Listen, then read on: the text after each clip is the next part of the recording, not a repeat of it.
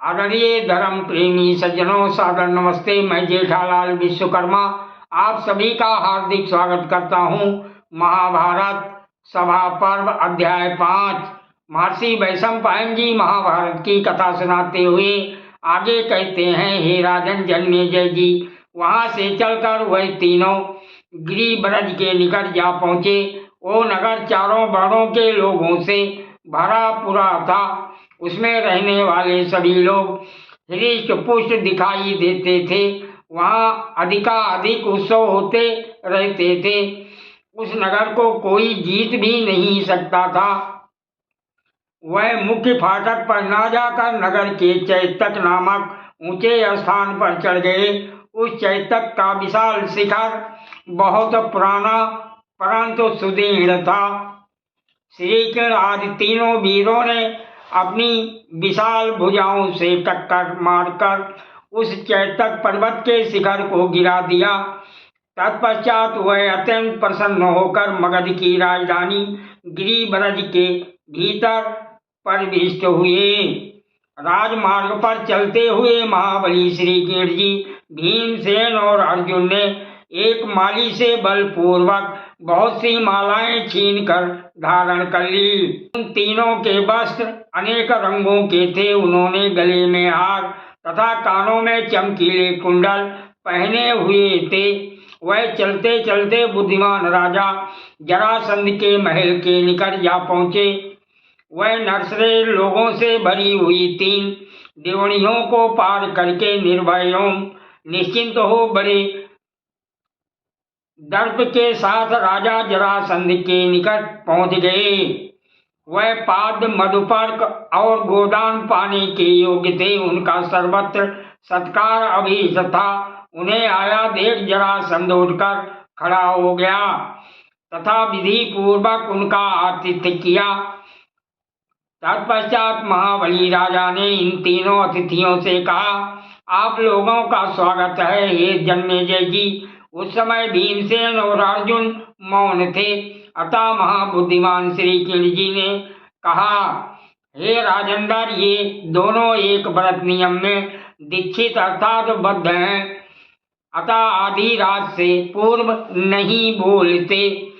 अर्धरात्रि व्यतीत होने पर ये दोनों आपसे वार्तालाप करेंगे। तब राजा जरासंध उन्हें यज्ञशाला में ठहरा कर स्वयं राजभवन में चला गया। फिर आधी रात्रि होने पर जरासंध वहां गया जहां वह ब्राह्मण ठहरे हुए थे, शत्रुओं का नाश करने वाले।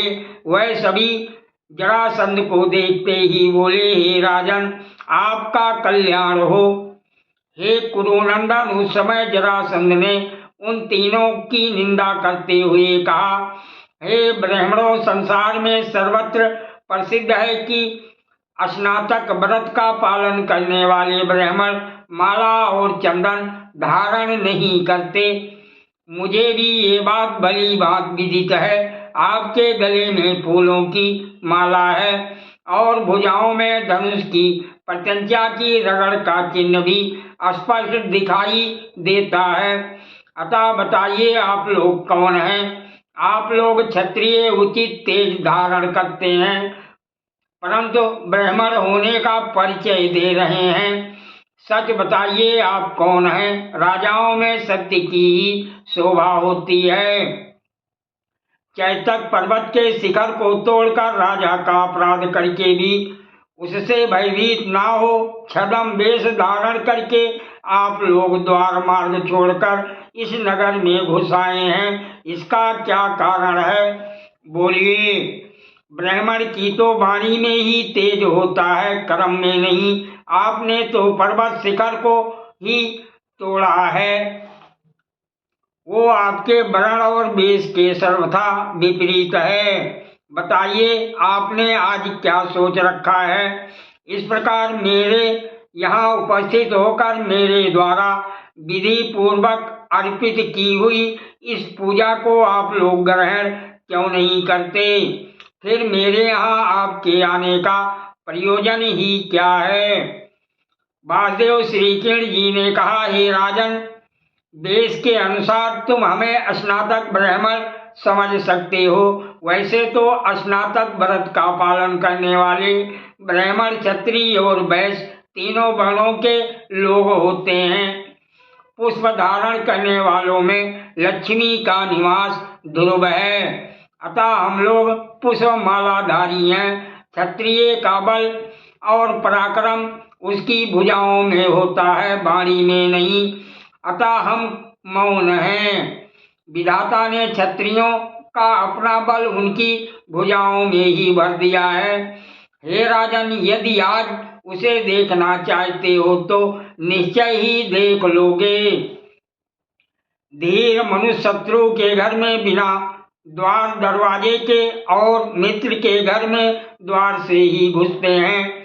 शत्रु और मित्र के लिए धर्मता ये ही द्वार बताए गए हैं। हम अपने कार्य से तुम्हारे घर आए हैं, अतः शत्रु से पूजा ग्रहण नहीं कर सकते। ये हमारा सनातन व्रत है, इस बात को तुम अच्छी प्रकार समझ लो। जरासंध बोला, हे ब्राह्मणों, मुझे स्मरण नहीं आता कि मैंने कब आप लोगों के साथ बैर किया है। बहुत सोचने पर भी मुझे आपके प्रति अपने द्वारा किया हुआ कोई अपराध दिखाई नहीं देता। हे विप्रों, जब मुझसे अपराध ही नहीं हुआ है तब मुझ निर्दोष को आप लोग शत्रु कैसे मान रहे हैं, ये बताइए। क्या यही साधु पुरुषों का बर्ताव है? मैं अपने मन को बस में रखकर सदा स्वधर्म अर्थात क्षत्रिय धर्म में स्थित रहता हूँ, प्रजाओं का भी कोई अपराध नहीं करता। ऐसी स्थिति में आप लोग परमार्थ से ही मुझे शत्रु बता रहे हैं।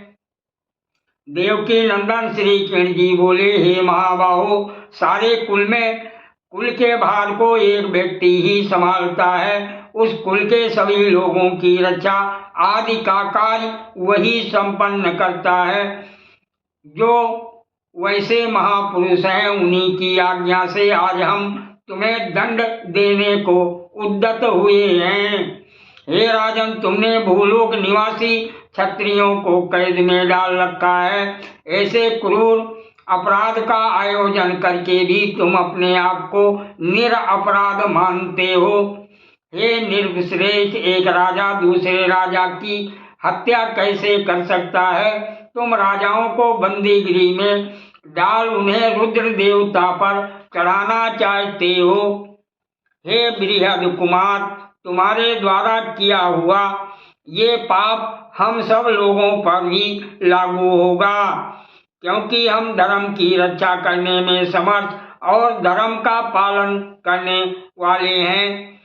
किसी देवता की पूजा के लिए मनुष्यों का वध कभी नहीं देखा गया, फिर तुम कल्याणकारी शिव की पूजा मनुष्यों की हिंसा द्वारा कैसे करना चाहते हो? अशांत को सुख कैसे हो सकता है? सुखी रहने के लिए शांति बहुत जरूरी है। अपनी दृष्टि सरल रखो, कुटिल नहीं, सत्य बोलो, असत्य नहीं, दूरदर्शी बनो, अल्पदर्शी नहीं, परम तत्व को देखने का प्रयास करो, क्षुद्र वस्तुओं को नहीं। लज्जा नारी का अमूल रतन है, व्यक्ति जो चाहे बन सकता है यदि वो विश्वास के साथ इच्छित वस्तु पर लगातार चिंतन करे। जो मन को नियंत्रित नहीं करते उनके लिए वो शत्रु के समान कार्य करता है। नारी वो धुरी है जिसके चारों ओर परिवार घूमता है। जो पुरुषार्थ नहीं करते वह धन, मित्र, ऐश्वर्य, उत्तम कुल तथा दुर्लभ लक्ष्मी का उपयोग नहीं कर सकते। जहाँ सब लोग नेता बनने के इच्छुक हों, जहाँ सब सम्मान चाहते हों और पंडित बनते हों, जहाँ सभी महत्वाकांक्षी हों, वो समुदाय पतित और नष्ट हुए बिना नहीं रह सकता। जिसने पहले तुम्हारा उपकार किया हो वो यदि बड़ा अपराध करे तो भी उनके उपकार को याद करके उसका अपराध क्षमा कर दो।